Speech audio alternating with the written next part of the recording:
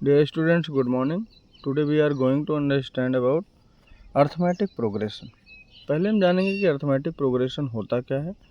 तो arithmetic progression होता है जब पिछले नंबर में कोई फिक्स नंबर हम ऐड करते हुए चले जाते हैं। सपोज दैट हमारे पास एक एग्जांपल है 2, 4, 6, 8, 10। अगर इसको हम ध्यान से देखें तो पिछले वाले नंबर में अगर अगला नंबर आ रहा है तो पिछले वाले नंबर में एक फ़िक्स नंबर ऐड किया गया है। कैसे हम जानेंगे कि फ़िक्स नंबर ऐड किया गया है? हम देख रहे हैं कि यहाँ 2 है और यहाँ 4 है। अगर ध्यान से देखा जाए तो इसमें +2 का गैप है। अगर यहाँ जाते हैं, यहाँ 4 है, यहाँ 6 है, यहाँ भी कितने का गैप है? +2 का गैप है। अगर हम यहाँ जाएँ तो फिर +2 का गैप है और यहाँ जाएँ तो भी किसका गैप है? +2 का गैप है। यानी हम लगातार देख रहे हैं कि हमारे पास एक ऐसी सीरीज़ है जिसमें 2 का गैप है।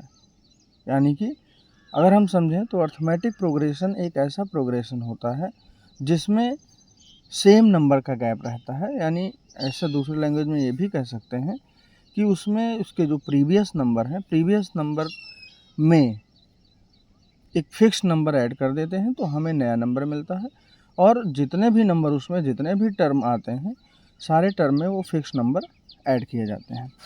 अब हम जानेंगे कि ये फ़िक्स नंबर होता क्या है। This fix number is called common difference. Common difference, common का मतलब होता है कि जो सब में सेम रहे और डिफरेंस का मतलब होता है उनके बीच में अंतर।